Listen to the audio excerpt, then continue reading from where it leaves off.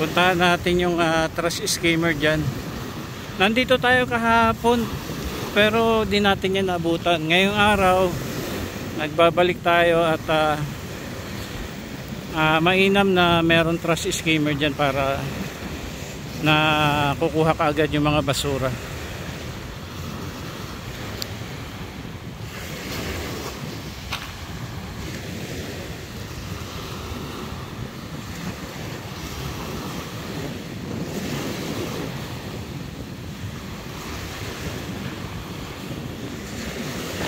Pero parang hindi siya makaalis, ano?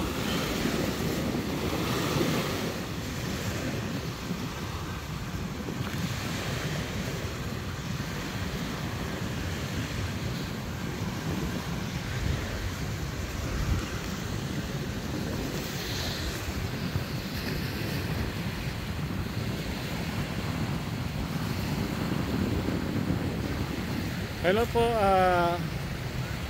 Bawan Santa Rita TV. Yan, shoutout po.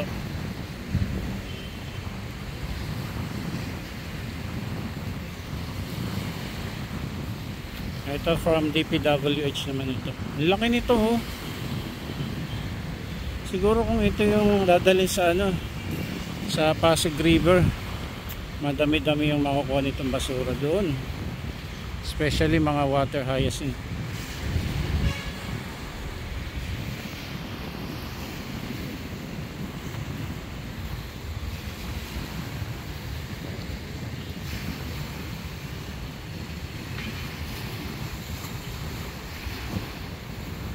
May nag-ooperate yun. Mayroong tao sa loob.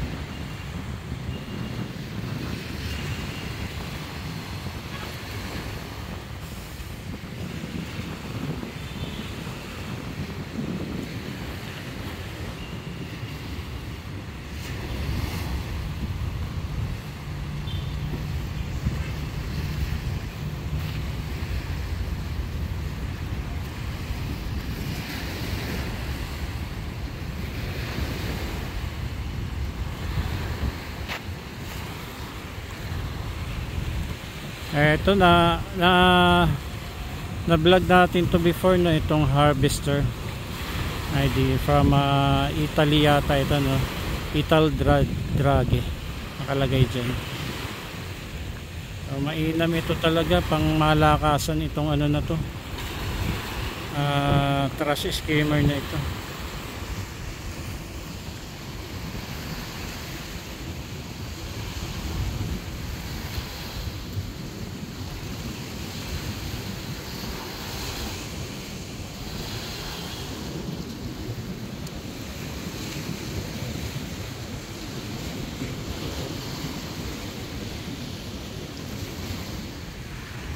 Hindi siya makaalis, ano? Ayan, kasi ang babaw na rito.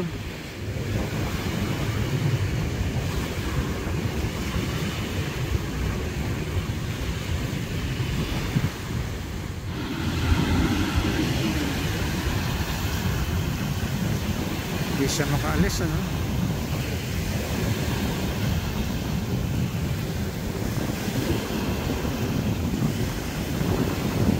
Mababaw na kasi, no? Mababaw. Sumadsad na siya dyan sa buhangin, plus yung salpok ng alon, ano? Hindi siya makaalis.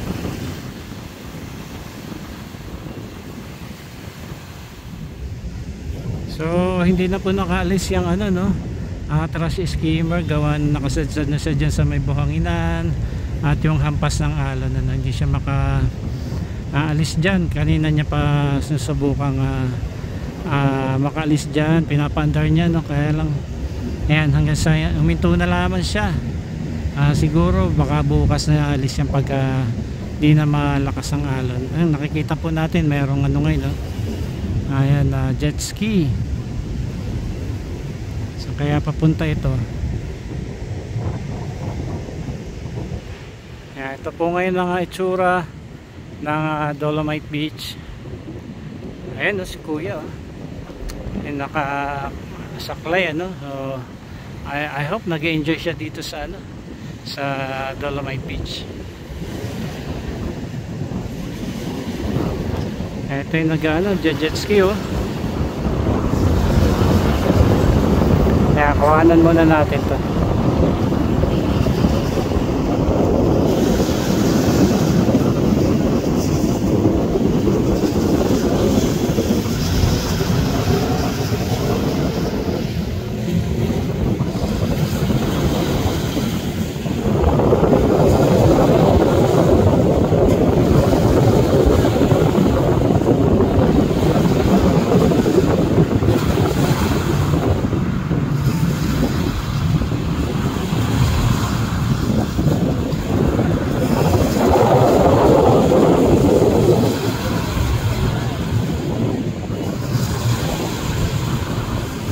Lapit niya lang dito, no?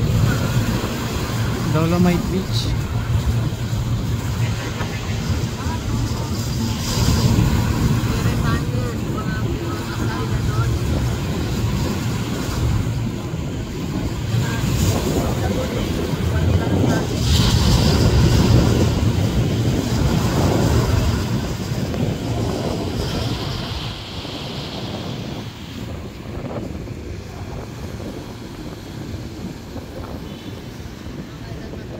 Yan dito sa area na to medyo malinis na.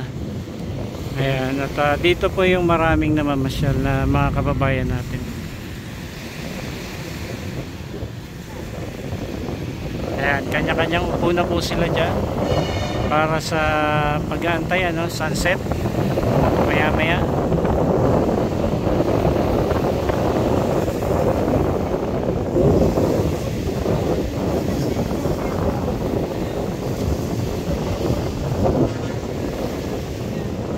Dami ding foreigner dito ngayon, ano. Ayan, at nagdadatingan pa itong ating mga kababayan na mamasyal dito.